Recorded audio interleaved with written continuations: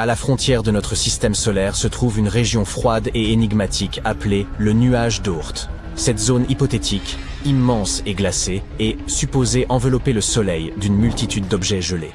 Selon les estimations, elle s'étendrait à une distance phénoménale de 2000 à 5000 unités astronomiques. À titre de comparaison, l'orbite de Pluton oscille entre 30 et 50 unités astronomiques de notre étoile. Dans cet espace glacial, une planète vagabonde pourrait en effet se cacher en ce moment même. C'est du moins ce que suggèrent des recherches récentes. Ces corps célestes sont appelés planètes errantes, parce qu'elles ne gravitent pas autour d'une étoile. Elles dérivent à travers la galaxie, isolées et indépendantes. Dépourvues d'étoiles pour les illuminer, elles n'expérimentent ni jour ni nuit, mais évoluent dans une obscurité perpétuelle. Les planètes vagabondes sont généralement expulsées de leur système d'origine, contraintes à une existence solitaire, orbitant uniquement autour du centre galactique. Parmi les milliers d'exoplanètes identifiées en dehors de notre système solaire, une douzaine seulement sont connues pour évoluer sans étoiles et voguer de façon autonome. Toutefois, les scientifiques estiment qu'il pourrait exister des milliards, voire des milliers de milliards, de ces planètes solitaires dans la Voie lactée. Si ces prévisions s'avéraient justes, cela impliquerait que notre galaxie abrite davantage de planètes errantes que d'étoiles. En 1907, un astronome entreprit une quête fascinante, celle de la planète X. Il s'agissait d'un hypothétique corps céleste, de taille gigantesque, qui évoluerait au-delà de l'orbite de Neptune. Cet astronome était persuadé de l'existence de cette planète en raison des anomalies qu'il avait observées dans les orbites d'Uranus et de Neptune.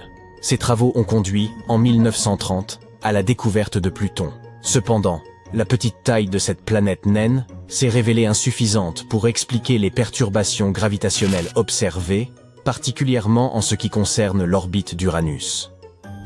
De nos jours, l'hypothèse de la planète X est largement rejetée. Pourtant, cela n'a pas découragé les astronomes, qui continuent à scruter les confins de notre système solaire à la recherche de nouveaux mondes. Fait surprenant, une étude récente suggère qu'une ou même plusieurs planètes pourraient se trouver à des distances bien plus grandes que celles envisagées jusqu'ici. Un groupe international de scientifiques a récemment modélisé les dynamiques célestes instables qui caractérisaient le système solaire primitif. Leurs simulations suggèrent que quelques corps de la taille d'une planète pourraient s'être immobilisés dans le nuage d'Oort. En effet, il y a environ 4,5 milliards d'années, alors que le système solaire se formait, l'environnement était particulièrement chaotique et instable. La gravité projetait des fragments de la nébuleuse protosolaire en cours de refroidissement dans toutes les directions, tels des balles de tennis cosmiques. Parfois, des morceaux plus imposants, certains atteignant la taille d'une planète, étaient éjectés si loin qu'ils parvenaient à échapper complètement à l'attraction gravitationnelle du Soleil, devenant ainsi ce que l'on appelle des planètes errantes. De tels corps ont été identifiés dans des systèmes exoplanétaires éloignés. Cependant, les chercheurs estiment qu'il existe une probabilité de seulement 0,5% pour qu'une ou plusieurs de ces planètes se soient formées dans notre système solaire avant de dériver jusque dans le nuage d'Oort, après s'être affranchies de l'attraction solaire. Par ailleurs, un scénario légèrement plus plausible serait qu'une planète errante, comparable en taille à Neptune, ait été capturée par la gravité du Soleil depuis un autre système stellaire. Elle aurait ensuite trouvé une position stable quelque part dans le nuage d'Oort. Les chercheurs évaluent cette probabilité à 7%. Si tel était le cas, un objet similaire à la mystérieuse planète X pourrait bel et bien se cacher à la périphérie de notre système solaire. Cependant, sa distance extrême l'empêcherait d'exercer une influence gravitationnelle mesurable sur l'orbite de Neptune.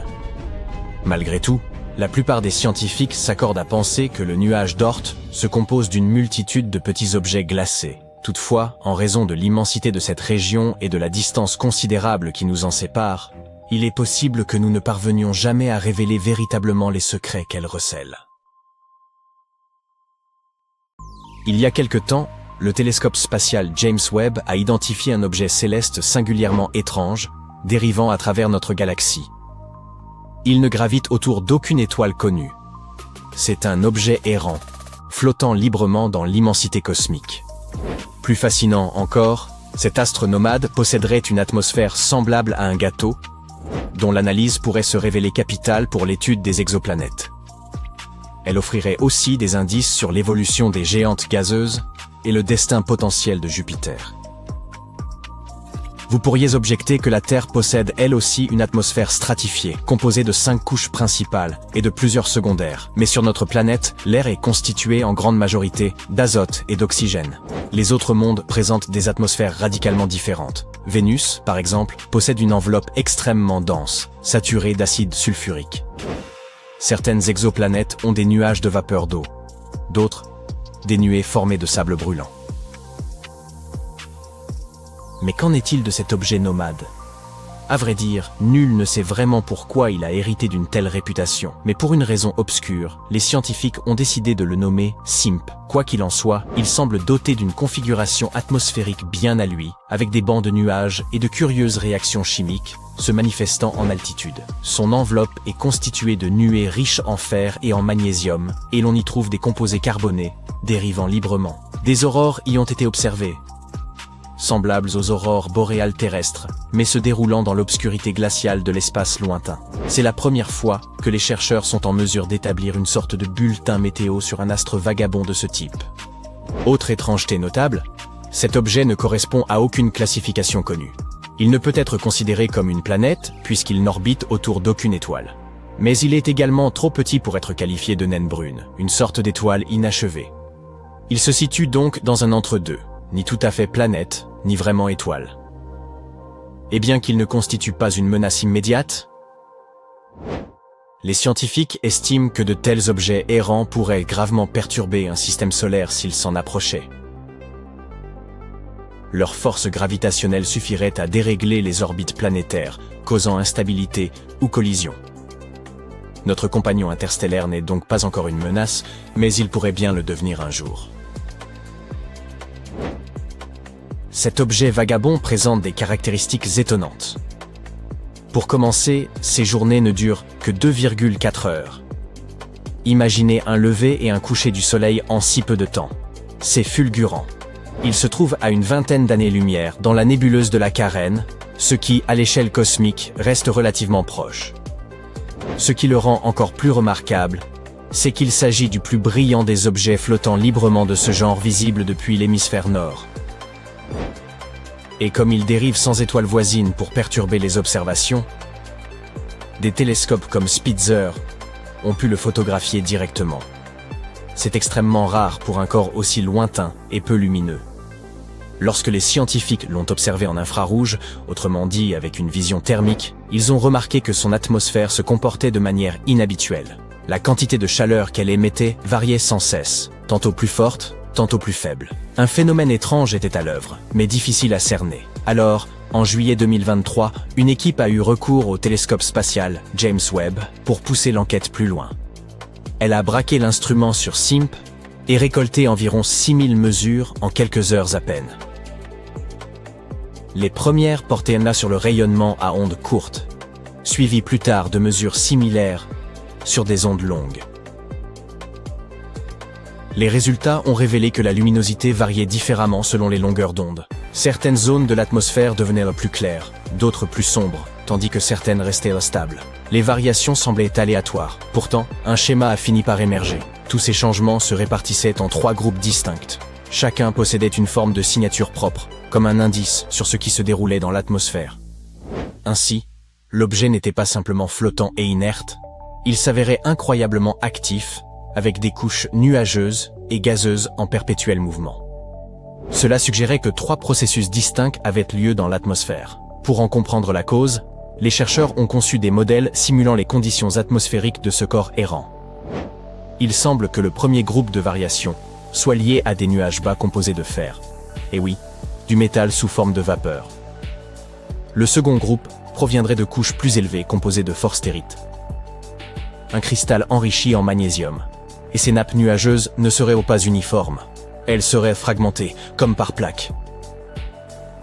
Cette irrégularité expliquerait pourquoi la lumière émise change autant. Quant au troisième groupe de variations lumineuses, il ne provenait pas des nuages. La lumière semblait émaner de régions bien plus élevées, probablement de points chauds, localisés dans les couches supérieures de l'atmosphère. Ces zones seraient en lien avec des aurores radio, semblables aux aurores boréales terrestres, mais se manifestant dans la gamme des ondes radio plutôt que dans le spectre visible. Pourtant, malgré tous ces modèles minutieux, certaines énigmes persistent. Le premier groupe de courbes présentait une instabilité inattendue, bien plus chaotique que prévu.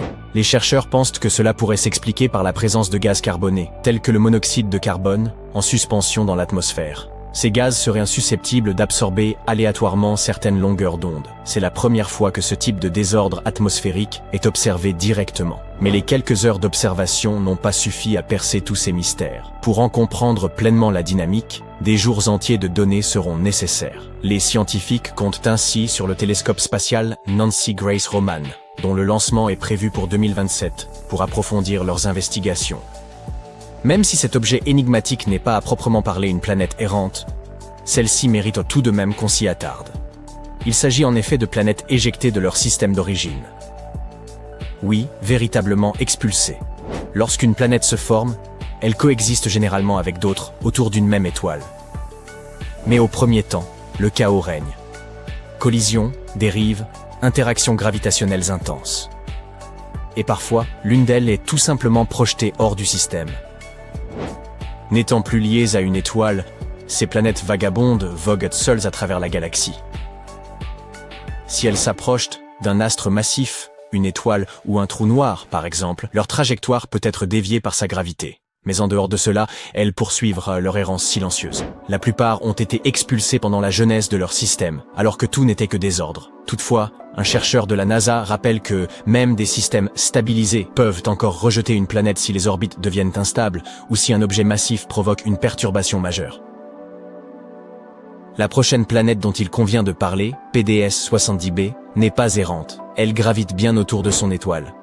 Toutefois, elle présente une particularité fascinante. Elle est encore en train de se former. Il est extrêmement rare de pouvoir observer un tel phénomène en direct. Ce gros bébé, céleste, est déjà 3 fois plus grand que Jupiter, la plus massive des planètes du système solaire. Située à environ 400 années-lumière, elle se développe depuis 5 millions d'années, absorbant le gaz et la poussière du disque qui entoure son étoile, à la manière d'un somptueux banquet cosmique.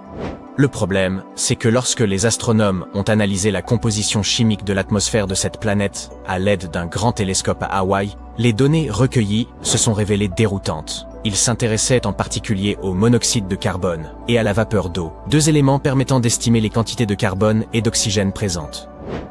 Or, il semble que le mélange chimique observé diffère de celui du disque à partir duquel la planète est censée s'être formée. Ce constat est significatif, car il contredit les modèles établis sur la formation planétaire. En somme, cela suggère que les scénarios théoriques jusque-là admis pourraient être trop simplistes. Selon les modèles actuels, les planètes naissent de l'agglomération de poussière et de gaz, qui finissent par constituer des corps planétaires à part entière. Si ce principe est exact, la composition des planètes devrait être similaire à celle du gaz environnant. Or, PDS 70b semble s'affranchir de cette règle. Les chercheurs ont donc avancé 2 hypothèses pour tenter d'expliquer ce décalage.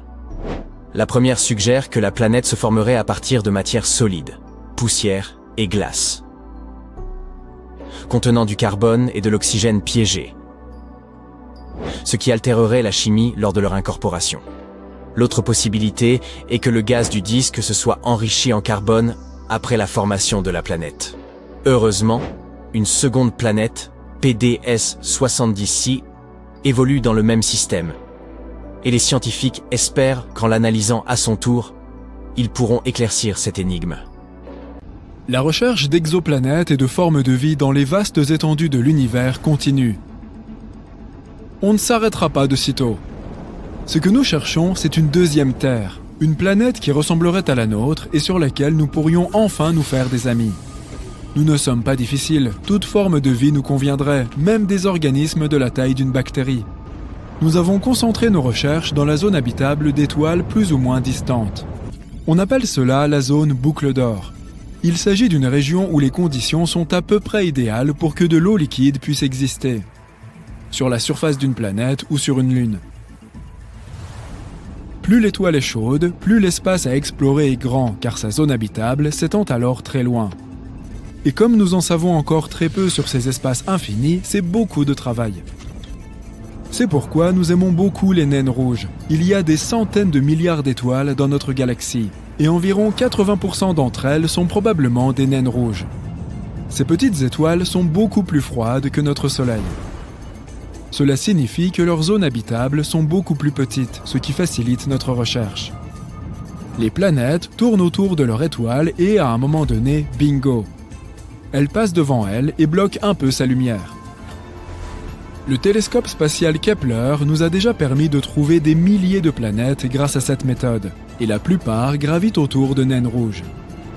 Certaines de ces planètes sont aussi grandes que la Terre, mais un grand nombre d'entre elles pourraient abriter près de 25 fois plus d'eau. Voyons maintenant les mondes que les scientifiques ont découverts. Je vais te montrer quelque chose de spécial. Tu as entendu parler des super-terres, n'est-ce pas? Plus massives que la Terre, plus légères que Neptune, elles peuvent être composées de roches, de gaz ou d'un mélange des deux. Certaines ont une atmosphère épaisse, d'autres une atmosphère ténue ou pas d'atmosphère du tout. Et connais-tu les mini-Neptunes? Elles ont une masse inférieure à celle de Neptune et, contrairement aux géantes gazeuses normales, elles ont un noyau solide. Elles peuvent ainsi abriter une atmosphère dense avec de l'eau et d'autres substances nécessaires à la vie. Il y a aussi les Jupiters chauds, des planètes plutôt cool tant qu'elles restent loin de nous. Elles sont un peu comme ces voisins agaçants et imprévisibles dont on n'arrive jamais à se débarrasser. Oui, un Jupiter chaud est comme ça, avec une forte gravité pouvant déstabiliser les orbites de planètes plus petites ou d'autres corps spatiaux. Avec un tel voisin, davantage de comètes et d'astéroïdes viendraient nous percuter. Heureusement, notre Jupiter à nous est paisible et sait se mêler de ses affaires, du moins pour l'instant. Mais passons maintenant à quelque chose de plus intéressant.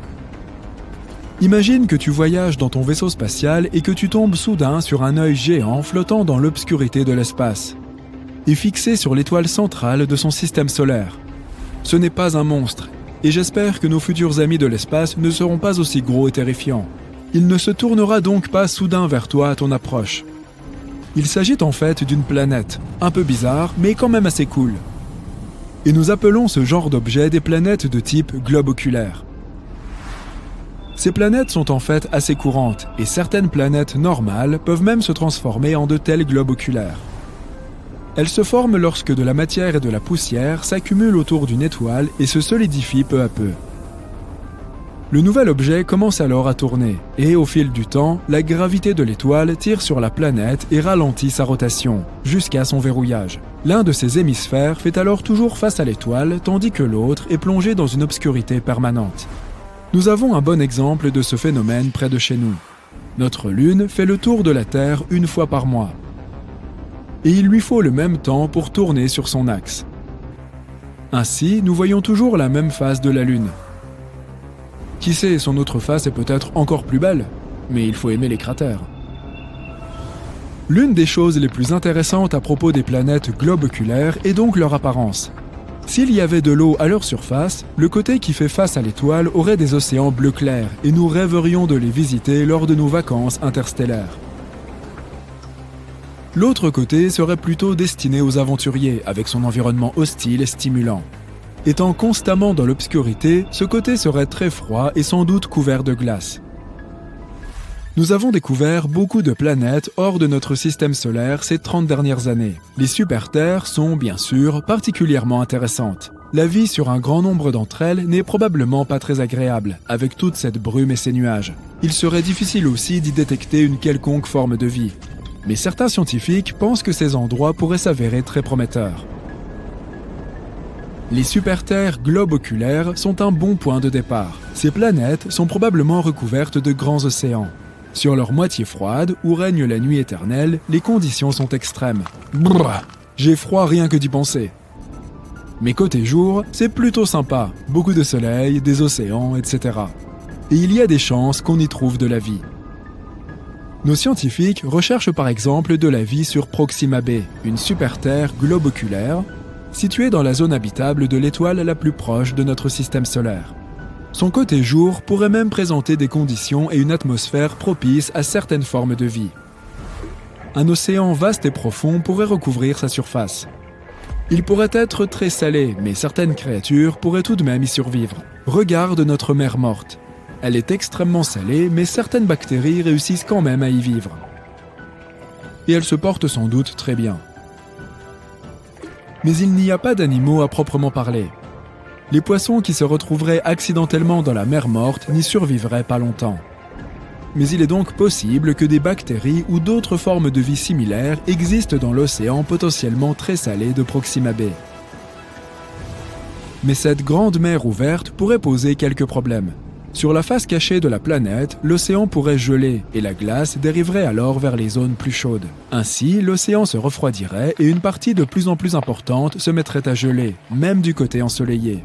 Le seul moyen d'empêcher ce gel global serait que l'atmosphère contienne beaucoup de gaz à effet de serre. Ce type d'atmosphère retiendrait la chaleur à la surface de la planète et l'empêcherait de s'échapper dans l'espace. C'est ce qui se passe avec Vénus, la planète la plus chaude de notre système solaire. Sans une atmosphère faite de gaz à effet de serre, la surface de Proxima b serait beaucoup plus froide, et la planète pourrait geler complètement. Le scénario inverse est également possible. Les eaux chaudes pourraient transporter la chaleur des régions ensoleillées vers les régions froides. Nous ne savons pas encore grand-chose sur les conditions qui règnent sur cette planète. Proxima b est peut-être un désert de glace, peut-être un monde chaud et brumeux. Les facteurs sont nombreux. Alors oui, une planète globe oculaire située dans une zone habitable est intéressante. Mais les conditions à sa surface peuvent varier du tout au tout. Certains experts pensent que la glace de mer, en dérivant, refroidit de nombreuses exoplanètes et qu'elles ne peuvent donc pas représenter de bonnes candidates. La plupart deviennent simplement de sinistres boules de neige absolument inhospitalières. Un endroit sympa pour des vacances d'hiver interstellaires, mais peu propice à la vie extraterrestre, malheureusement. Certaines études indiquent que même la Terre a pu passer par des phases boules de neige à différents moments de son histoire. Ce serait arrivé par exemple il y a 2,2 milliards d'années et aussi il y a 630 millions d'années. Lors de ces phases, tous nos beaux océans étaient recouverts de neige et de glace. Les continents eux-mêmes ne devaient être que d'épaisses couches de glace, du moins à leur surface. Bon, je commence à avoir sérieusement froid. Je vais aller me faire un chocolat chaud. Des scientifiques viennent de découvrir une planète qui ne devrait pas exister. Cette géante a d'une manière ou d'une autre survécu à côté d'une étoile explosée, l'un des objets les plus extrêmes de l'univers. Et plus les astronomes creusent, plus cela devient étrange. L'objet orbite autour d'un pulsar. C'est le noyau effondré laissé après qu'une étoile massive ait explosé en supernova. Un pulsar concentre à peu près la masse de notre Soleil, soit 333 000 fois la masse de la Terre, dans un objet d'environ seulement 20 km de large. Il tourne des centaines de fois par seconde tout en projetant de puissants faisceaux de radiation dans l'espace. Tout ce qui se trouve à proximité devrait passer un sale quart d'heure, mais d'une manière ou d'une autre, une planète est toujours là, et pas des moindres. Cette géante a la masse de Jupiter, mais rien d'autre ne semble normal. La planète orbite autour de son pulsar à seulement 1 million de miles. À titre de comparaison, la Terre reste à 93 millions de miles du Soleil. Parce que l'orbite est si serrée, une année complète sur ce monde ne dure que 7,8 heures. La gravité y est si intense que les scientifiques pensent qu'elle déforme physiquement la planète. Au lieu d'être une sphère, ce monde pourrait être étiré en une forme de citron géant à cause des forces de marée du pulsar. Puis, le télescope spatial James Webb a examiné son atmosphère et les choses sont devenues vraiment étranges. Au lieu de molécules courantes comme la vapeur d'eau, le méthane ou le dioxyde de carbone, les astronomes ont trouvé des molécules de carbone inhabituelles appelées C2 et C3. Nous avons presque jamais observé de tels composés dans les atmosphères d'exoplanètes auparavant. La planète pourrait être enveloppée de nuages épais et riches en suie composés de carbone. Et bien en dessous de ces nuages, la pression pourrait être si extrême que le carbone se cristallise en diamant. Mais la principale question n'est même pas à quoi ressemble la planète. C'est comment elle peut exister tout court. Les planètes normales se forment autour d'étoiles jeunes, à l'intérieur d'immenses disques de gaz et de poussière. Les pulsars sont tout le contraire des étoiles jeunes. Ils explosent, inondent l'espace de radiation et déchaînent des vents de particules assez puissants pour détruire les objets proches. Donc, une planète aussi proche ne devrait pas exister là. Une explication possible implique une classe rare de systèmes appelés veuves noires. Dans ces systèmes, le pulsar érode lentement son compagnon avec des radiations et des particules à haute énergie. Au fil de millions d'années, l'objet le plus petit perd de plus en plus de matière, comme s'il était dévoré vivant. PSRJ 2322-2650b pourrait être le survivant de ce processus. Mais il y a un problème. La chimie ne colle toujours pas. Les chercheurs pensent que des cristaux de carbone pourraient se former profondément à l'intérieur de l'objet et remonter lentement vers l'atmosphère à mesure que l'intérieur refroidit. Mais si cette explication est correcte, les scientifiques devraient aussi observer d'autres éléments, en particulier l'oxygène et l'azote. Nous ne savons même pas ce qu'est réellement cet objet. Une partie de lui se comporte comme une planète. Une autre partie ressemble au reste d'une grande étoile et une dernière partie n'entre dans aucune catégorie connue. Donc, pour l'instant, une chose est claire. PSRJ 2322-2650b ne correspond à aucune règle et personne ne sait quoi en faire. Attention, terrien, car oui, cela vous concerne. Des scientifiques ont identifié un nouvel objet céleste dans notre système solaire. Il s'agit d'une planète naine récemment reconnue, orbitant bien au-delà de Neptune. Et ce n'est pas tout. Bien que modeste, cet astre, nommé 2017 OF201, un nom peu engageant, j'en conviens, pourrait livrer des indices cruciaux sur l'existence présumée de la mystérieuse planète 9. Ou plutôt, cette découverte pourrait anéantir nos espoirs. Car au lieu de nous rapprocher de la planète 9, elle pourrait en réalité démontrer que cette planète n'a jamais été autre chose qu'hypothétique. Mais avant d'en juger, que sont exactement les planètes naines? Et en quoi cette découverte se révèle-t-elle déterminante? Au début des années 2000, les progrès technologiques ont permis aux astronomes de repérer des objets célestes plus petits et plus atypiques. Tout a commencé avec Eris, en 2003. Mais l'identification d'autres corps semblables a alors conduit Pluton à être déchu de son statut de planète à part entière. Pour mériter le nom de planète, un astre doit remplir 3 critères. Il doit orbiter autour du Soleil, et non autour d'une planète, comme le ferait un satellite. Il doit ensuite posséder une masse suffisante pour que sa propre gravité lui confère une forme sphérique. Enfin, il doit dominer gravitationnellement sa zone orbitale, c'est-à-dire être en mesure d'éliminer la majorité des corps qui s'y trouvent en les absorbant, en les éjectant, ou en les influençant d'une manière ou d'une autre. À coup de Bachich par exemple, je plaisante. Imaginez un énorme poids lourd filant dans sa propre voie de circulation, déviant sans effort les véhicules plus petits. Une image qui évoque, hélas, certains trajets quotidiens. Pluton, bien qu'elle remplisse les 2 premiers critères en tournant autour du Soleil et en adoptant une forme elliptique, se situe dans la ceinture de Kuiper, une zone densément peuplée d'objets glacés. Incapable de nettoyer son orbite, Pluton s'est alors vu relégué parmi les objets transneptuniens, ou OTN, ces corps lointains dont on recense à ce jour plus de 5000, bien que seuls 1000 aient été suffisamment étudiés pour que leurs orbites soient officiellement établies. C'est à ce stade que les choses deviennent intéressantes. Il y a quelque temps, des scientifiques ont observé un phénomène intrigant. Un grand nombre de planètes mineures semblaient présenter des trajectoires et des inclinaisons similaires. De là est née l'hypothèse d'une influence exercée par une 9e planète encore inconnue, la fameuse planète X. Cette super-Terre hypothétique posséderait une masse estimée entre 5 et 10 fois celle de la Terre. Elle orbiterait à une distance extrême, jusqu'à 75 milliards de kilomètres, et exercerait, tel un marionnettiste insaisissable, une influence sur les orbites des OTN. Certains de ces corps célestes sont classés parmi les objets transneptuniens extrêmes, ou OTN. Il s'agit de corps célestes dont la distance moyenne au Soleil dépasse 22 milliards de kilomètres. Ce qui les rend si singuliers, ce sont leurs orbites fortement excentriques que l'influence des grandes planètes connues, Neptune, Uranus, Saturne ou Jupiter, ne suffit pas à expliquer. Ce constat a renforcé l'idée qu'une planète X pourrait bel et bien exister. Mais à mesure que les découvertes se multipliaient, les scientifiques ont commencé à remarquer qu'un grand nombre de nouveaux objets transneptuniens ne suivaient plus les modèles établis auparavant. En particulier, ceux découverts au cours des 5 ou 6 dernières années, qu'il s'agisse d'OTN classiques ou d'OTNE, n'obéissaient pas aux mêmes paramètres orbitaux. Sur les 6000 objets détectés au-delà de 4,5 milliards de kilomètres, beaucoup ne semblent subir aucune influence d'une planète invisible. Malgré ces observations déstabilisantes, nombre de scientifiques continuent de croire que la planète X pourrait bien exister. La perspective d'une découverte majeure reste enthousiasmante. Mais ce n'est pas là son seul attrait.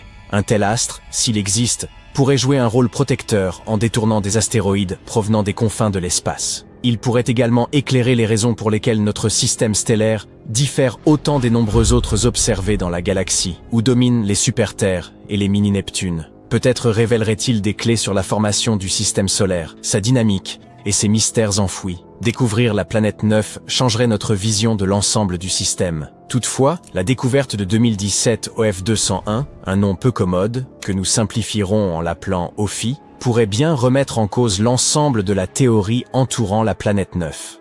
Alors, qu'est-ce qui rend cet objet si particulier et en quoi vient-il bousculer les fondements de cette hypothèse? Le dernier venu dans notre système solaire aurait un diamètre d'environ 690 km. Cela le classe dans la catégorie des planètes naines. Il est plus imposant que bien des objets transneptuniens déjà répertoriés, mais reste environ 3 fois plus petit que Pluton. Ce qui frappe le plus, c'est l'extrême allongement de son orbite autour du Soleil, qu'il met plus de 25 000 ans à parcourir dans son intégralité. Son orbite l'emmène jusqu'à seulement 6,7 milliards de kilomètres du Soleil, une distance comparable à celle de Pluton. Mais elle s'étire ensuite jusqu'à 239 milliards de kilomètres. Cela signifie qu'il franchit largement la ceinture de Kuiper et atteint les abords internes du nuage de Oort. Cette trajectoire n'est pas seulement très longue, elle est aussi d'une excentricité remarquable, dessinant une ellipse fortement allongée. Cela le rattache à un groupe très rare d'objets, qui s'aventurent aux confins du système solaire. S'il existe des corps célestes ayant des périodes orbitales plus longues, comme certaines comètes issues du nuage de Oort, ils sont bien plus petits que cette planète naine récemment identifiée. Malgré sa taille relativement importante pour un objet aussi lointain, Ophi demeure presque invisible. Il passe la majeure partie de son orbite dissimulée, bien trop éloigné et trop peu lumineux pour être détecté par les instruments actuels. Selon les estimations des astronomes, il ne serait observable que pendant environ 1% de son cycle de 25 000 ans. D'ailleurs, il est passé au plus près du Soleil en 1930. L'année même où Pluton fut découverte, sans que personne ne le remarque. Il n'a donc pas été repéré à l'époque. Et sa découverte ne s'est produite qu'en mai 2025, complètement par hasard.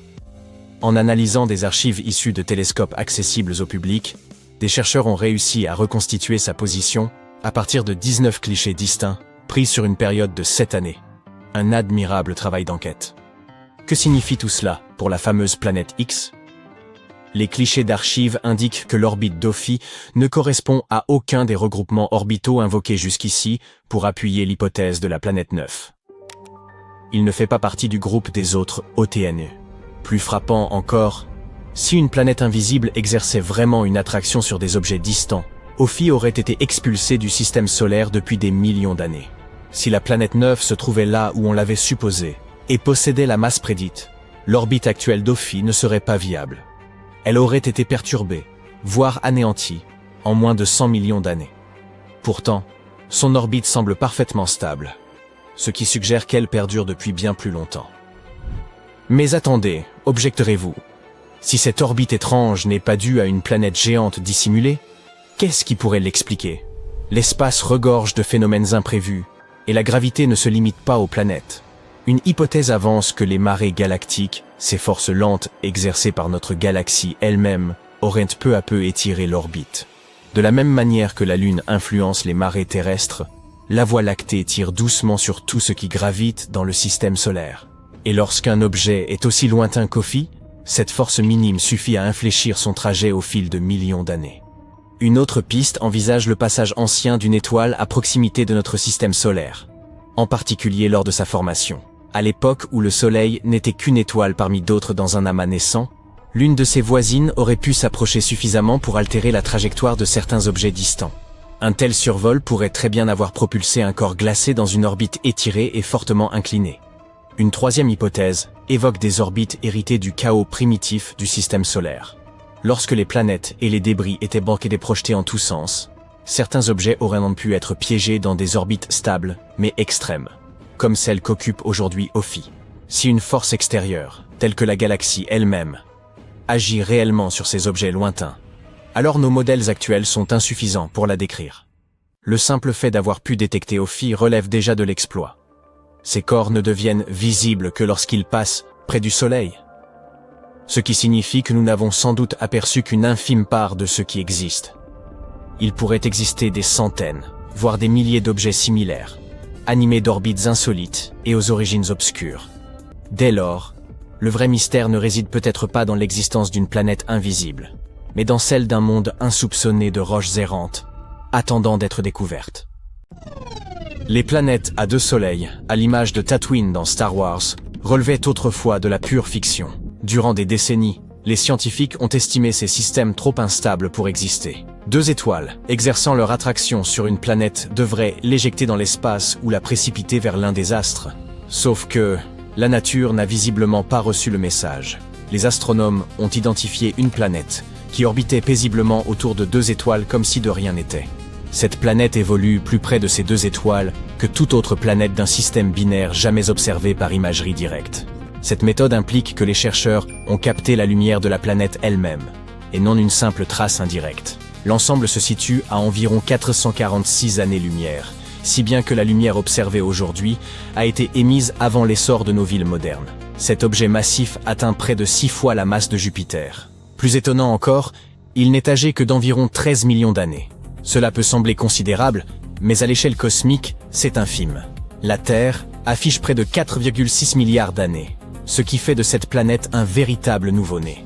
Les 2 étoiles tournent l'une autour de l'autre à une vitesse extrême, bouclant une orbite en seulement 18 jours terrestres. Leur gravité varie donc en permanence, brassant l'espace environnant comme dans une machine cosmique. Malgré cela, la planète demeure stable sur sa trajectoire et met environ 300 années terrestres à accomplir une révolution complète. Personne ne saisit encore précisément les mécanismes à l'origine de sa formation. Lorsque 2 étoiles gravitent si près l'une de l'autre, leur interaction gravitationnelle tend à disperser les matériaux nécessaires à la naissance des planètes, avant toute agglomération. À ce jour, seules quelques dizaines de planètes de ce type ont été recensées, un nombre trop limité pour reconstituer un scénario fiable. Pour percer cette énigme, les chercheurs devront accumuler davantage de données. Une autre découverte intrigante, qui requiert encore des investigations, concerne une planète si déformée par la gravité qu'elle évoque davantage un citron qu'une sphère. Ce monde n'a rien des planètes paisibles et bleu-vert des récits de science-fiction. Il gravite autour d'un pulsar, autrement dit le vestige d'une étoile morte. Lorsqu'une étoile massive s'effondre, elle devient un objet extrêmement dense, animé d'une rotation fulgurante et émettant un rayonnement comparable à celui d'un phare cosmique.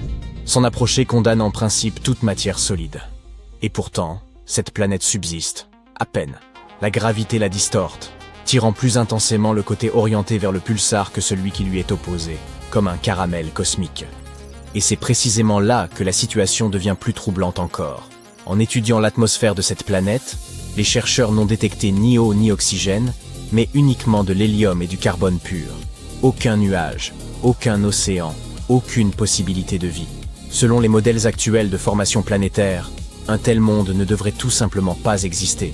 Il pourrait donc ne pas s'agir d'une planète au sens habituel, mais du noyau mis à nu d'une étoile déchiquetée, laissant derrière elle un objet intermédiaire entre planète et relique stellaire. Cette tendance a de quoi inquiéter. La distinction entre planète et étoile devient de plus en plus incertaine. Et puisqu'il est question d'étrangeté, considérez ce système. Il s'organise autour de 2 naines rouges, orbitant l'une autour de l'autre à une distance comparable à celle séparant Jupiter du Soleil. Les chercheurs y ont identifié 2 planètes de taille terrestre, ainsi qu'une 3e potentielle, toutes très proches des étoiles. L'une accomplit une révolution en un peu plus de 2 jours, une autre en environ 3 jours et demi, tandis que la candidate va encore plus vite. Pour donner un ordre de grandeur, ces planètes se situent à moins de 3 millions de kilomètres de leur étoile, alors que la Lune est distante d'environ 400 000 kilomètres de la Terre. Autrement dit, ces mondes sont extrêmement proches. En combinant les observations issues de télescopes spatiaux et terrestres, les astronomes ont compris qu'ils observaient un phénomène inédit, des planètes en transit devant les 2 étoiles. Dans la majorité des systèmes binaires, les planètes ne gravitent qu'autour d'un seul astre. Une telle configuration devrait en outre être instable selon les lois physiques, notamment le problème à 3 corps. Pourtant, ces planètes existent, défiant sereinement les prédictions. Ainsi, ce système démontre que la formation planétaire suit des mécanismes encore largement incompris, et que l'univers semble prendre un malin plaisir à contredire nos attentes. Passons à un degré d'horreur supérieur. Les astronomes ont réalisé la toute première cartographie tridimensionnelle d'une planète hors de notre système solaire. Et il ne s'agit pas d'un monde ordinaire. Sa chaleur est telle qu'elle dissocie littéralement les molécules d'eau. Lorsque la planète disparaît derrière son étoile, le télescope Webb analyse d'infimes variations de lumière selon différentes longueurs d'onde. Certaines sont absorbées par la vapeur d'eau, d'autres non. En combinant ces données, les chercheurs ont pu reconstituer les températures à diverses altitudes et régions de l'atmosphère. Ils ont ainsi découvert que certaines zones atteignent près de 2800 degrés, soit davantage que la lave en fusion. Située à environ 400 années-lumière, cette planète possède une masse 10 fois supérieure à celle de Jupiter et boucle son orbite en seulement 23 heures. Une année y équivaut pratiquement à une journée. Sa proximité extrême avec son étoile explique ses températures extrêmes. Les vents tentent de redistribuer la chaleur, mais sans succès. Son atmosphère contient très peu d'eau et est dominée par le monoxyde de carbone. Alors que l'on pensait l'eau omniprésente dans les atmosphères géantes, ce monde démontre qu'elle n'a rien d'indispensable. Les mondes de magma en fournissent une illustration tout aussi frappante. Il existe une vaste catégorie de planètes dites sous Neptune, plus grandes que la Terre, mais plus petites que Neptune. Pendant un temps, certains chercheurs ont envisagé qu'il s'agissait de planètes océaniques, recouvertes d'océans profonds et enveloppées d'atmosphères épaisses. Un cas emblématique était K2-18, dont l'atmosphère révélait du méthane et du dioxyde de carbone, mais presque pas d'ammoniac. Or, la lave dissout également l'ammoniac. Son absence ne constitue donc en rien une preuve de la présence d'eau. Elle pourrait tout aussi bien indiquer un océan global de magma. Les scientifiques ont modélisé l'évolution thermique de ces mondes afin de déterminer s'ils pouvaient un jour se refroidir. Leur conclusion est sans appel, presque jamais.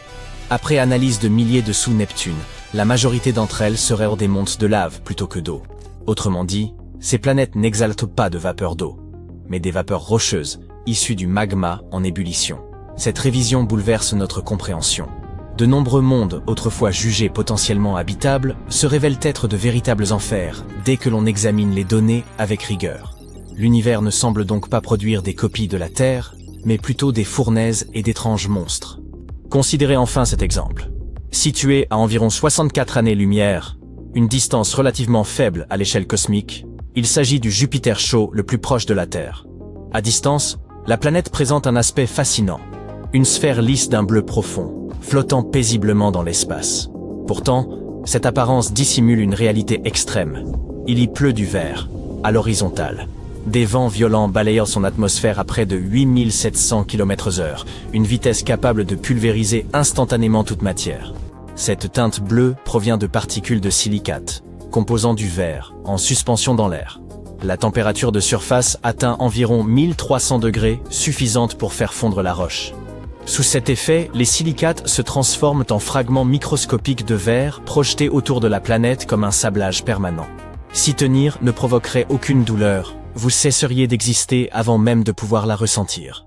Il existe également la planète la plus sombre jamais identifiée, TRES 2b. Elle renvoie moins de 1% de la lumière qu'elle reçoit. Plus noire que le charbon, plus obscure que toute teinte connue. La lumière y disparaît tout simplement. Toutes les planètes ne restent d'ailleurs pas liées à une étoile. Les astronomes ont mis en évidence des planètes errantes, expulsées de leur système d'origine. Ces mondes solitaires dérivent dans un noir absolu, glacé et sans attache, condamnés à ne plus jamais connaître de lever d'étoiles. Tout cela montre que l'univers n'est pas conçu pour la vie. Celle-ci survit malgré lui, et non grâce à lui. La Terre n'est pas la norme, mais une exception chanceuse. Nous ne sommes qu'au début de cette phase de découverte. Chaque année, de nouveaux télescopes affinent notre vision. Et chaque année, celle-ci devient plus étrange. Plus nous observons clairement l'univers, moins il correspond à ce que nous imaginions. Et c'est peut-être là le plus troublant.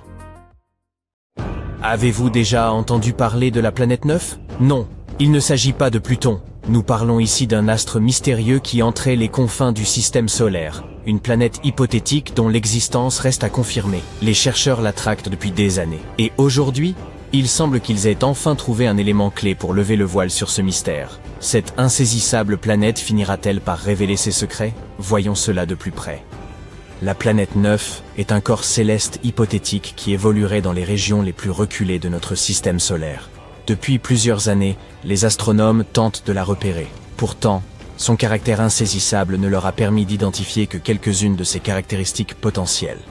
Ce que nous savons, c'est que la planète 9 serait immense, potentiellement jusqu'à 10 fois plus massive que la Terre. Une planète colossale. Elle serait également une voyageuse solitaire, évoluant à la périphérie de notre système solaire. Selon certains scientifiques, la planète 9 pourrait être une mini-Neptune, possédant une atmosphère dense et gazeuse, ainsi qu'un noyau rocheux. D'autres avancent l'hypothèse d'une super-Terre glacée, recouverte d'une surface solide et gelée, sous une épaisse enveloppe de gaz d'hydrogène et d'hélium. Et évidemment, puisque son existence même reste à prouver, il est impossible d'affirmer avec certitude à quoi elle ressemble. Peut-être n'est-elle qu'un mythe, à l'image de la petite souris ou du lapin de Pâques, mais pour certains astronomes, il ne fait aucun doute qu'elle se trouve bel et bien quelque part, attendant d'être découverte. Au fond, rien ne nous permet d'affirmer que la planète 9 soit réellement une planète. Il pourrait s'agir d'un trou noir de type particulier, voire d'un objet composé intégralement de matière noire. La quête de la 9e planète a débuté au début du XXIe siècle, lorsque des astronomes ont constaté une anomalie dans les régions les plus éloignées de notre système solaire. Ils ont observé que certains corps célestes lointains, appelés objets transneptuniens, adoptaient des trajectoires inattendues, défiant les modèles établis. Les objets transneptuniens, ou OTN, pourraient être comparés à ces produits oubliés au fond de votre réfrigérateur pendant des années. Ce sont de petits astres glacés qui gravitent au sein de la ceinture de Kuiper, bien au-delà de l'orbite de Neptune. En étudiant ces objets, les scientifiques ont remarqué des comportements inhabituels. D'abord perçus comme de simples anomalies, ces irrégularités ont fini par éveiller les soupçons. Et si une 9e planète, encore invisible, exerçait une influence gravitationnelle sur eux, c'était pas la première fois qu'une telle hypothèse surgissait. Dès le 19e siècle, une recherche similaire avait été menée pour retrouver une supposée planète X. Cette fois, cependant, les astronomes disposaient de technologies bien plus avancées et d'un esprit plus ludique. Ils ont baptisé leur hypothétique planète Planète 9, une appellation jugée plus séduisante que Planète X. Certains ont même lancé le hashtag #PlutoLives en référence au déclassement de Pluton et à la volonté de certains chercheurs de trouver une nouvelle planète pour combler ce vide. Cependant, identifier la planète 9 s'est avéré être un véritable défi. C'est un peu comme tenter de retrouver une chaussette disparue dans un panier à linge, aussi vaste qu'un stade de football. Trop distante et trop peu lumineuse pour être détectée directement, elle échappe aux télescopes les plus puissants. Les astronomes ont donc dû se fier à des indices indirects, tels que les orbites perturbées des OTN, pour tenter de localiser son emplacement. Certains suggèrent même qu'il pourrait s'agir d'une planète errante, échappée d'un autre système, ce qui expliquerait pourquoi elle demeure si insaisissable. Mais ils n'ont pas renoncé. Aujourd'hui encore, les chercheurs scrutent le ciel, s'appuyant sur des télescopes de pointe et des algorithmes sophistiqués pour traquer cette mystérieuse planète. Et vous pouvez garder espoir, chers passionnés d'astronomie, car après des années de recherche, il semblerait que nous ayons enfin trouvé la clé de ce mystère. Le docteur Man Ho-chan, un astronome de l'Université d'éducation de Hong Kong, avance une théorie. La planète 9 ne se contenterait pas d'errer seule, elle pourrait être accompagnée d'une véritable cohorte de lunes. Il s'agirait donc non seulement d'une planète immense, tapie dans les profondeurs de l'espace, mais aussi d'une collectionneuse invétérée. Dans le système solaire externe, les lunes sont monnaie courante. En fait, presque toutes les planètes situées au-delà de la ceinture principale en possèdent au moins une, à l'exception de Mercure et Vénus. La Terre, avec son unique satellite, semble mal lotie en comparaison. Même Pluton, rétrogradé au rang de planète naine, compte plusieurs lunes. Avouez que c'est un peu injuste. En gardant cela à l'esprit, partons à la chasse aux lunes avec la planète 9. La zone située entre la ceinture de Kuiper, saturée de débris rocheux, et le nuage de Oort, où cette planète est censée se cacher, semble être un terrain propice à la récolte. D'après les calculs de Chan, il serait même plus étrange que cette insaisissable planète n'ait aucun satellite. D'après ses estimations, un astre de la masse de la planète 9 devrait avoir capturé au moins une vingtaine d'objets transneptuniens d'environ 150 km de diamètre. Autrement dit, si cette planète existe, elle pourrait être entourée d'un essaim de petites lunes. On pourrait croire qu'elle joue à une version cosmique de Pokémon en capturant ces petits corps célestes. Mais au-delà de l'image ludique, la présence de ces lunes pourrait nous fournir des indices précieux pour localiser enfin cette insaisissable planète. Reste une question. Comment repérer ces minuscules satellites ? Ce n'est pas comme si l'un d'eux pouvait agiter un drapeau ou diffuser un morceau de Beyoncé pour attirer notre attention.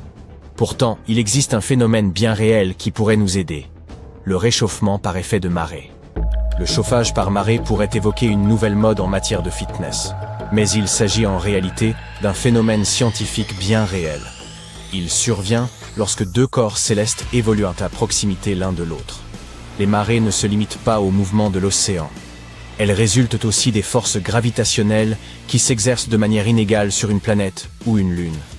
Lorsqu'un de ces astres orbite suffisamment près de son compagnon, leurs forces gravitationnelles respectives les déforment légèrement, leur donnant une silhouette rappelant un ballon de football. En tournant l'un autour de l'autre, ces variations de forme génèrent des frottements internes, produisant ainsi de la chaleur. Impressionnant. Qui aurait cru que la planète 9 pourrait suivre une routine d'exercice? On devrait peut-être commencer à l'appeler plutôt planète gym. Quoi qu'il en soit, si la planète 9 a des lunes, leur attraction gravitationnelle lui ferait constamment changer de forme, générant ainsi de la chaleur. Et nous pourrions peut-être détecter cette planète mystérieuse grâce à la chaleur produite par ces lunes, même si elles n'émettent aucun autre signal. Avant de vous réjouir trop vite, sachez que les trouver ne sera pas simple. Elles sont minuscules et situées à une distance incroyable de nous. Mais bon, découvrir quelque chose d'important n'est jamais simple, pas vrai? Les scientifiques restent confiants qu'avec les technologies appropriées, ils réussiront à repérer ce signal révélateur. Grâce à des instruments sophistiqués, comme le grand réseau d'antennes, millimétriques, submillimétriques, de l'Atacama, Pan-STARS, ou le futur grand télescope d'études synoptiques, il nous sera plus facile de les repérer. Des alliés de choix, n'est-ce pas? Et si nous parvenons à détecter cette signature thermique, cela pourrait enfin confirmer l'existence de la planète 9. Certes, le processus sera long et ardu, mais la récompense pourrait en valoir la peine. Trouver cette planète pourrait expliquer une grande partie des comportements étranges observés chez les objets transneptuniens, dans la ceinture de Kuiper et au-delà. Comme on l'a déjà signalé, ces derniers ont adopté des comportements bizarres récemment, s'inclinant et s'alignant de manière étrange. Tout cela pourrait résulter de l'attraction gravitationnelle de la planète 9. Mais si cette planète n'existe pas, il nous faudra encore trouver une explication à ce comportement. La recherche de la planète 9 est sans doute l'une des aventures les plus palpitantes et fascinantes de l'astronomie contemporaine. C'est un peu comme une chasse au trésor cosmique, et tout le monde est invité à y participer. Alors, saisissez vos télescopes et lançons-nous à la recherche de cette planète. Qui sait, peut-être la trouverons-nous plus tôt que prévu.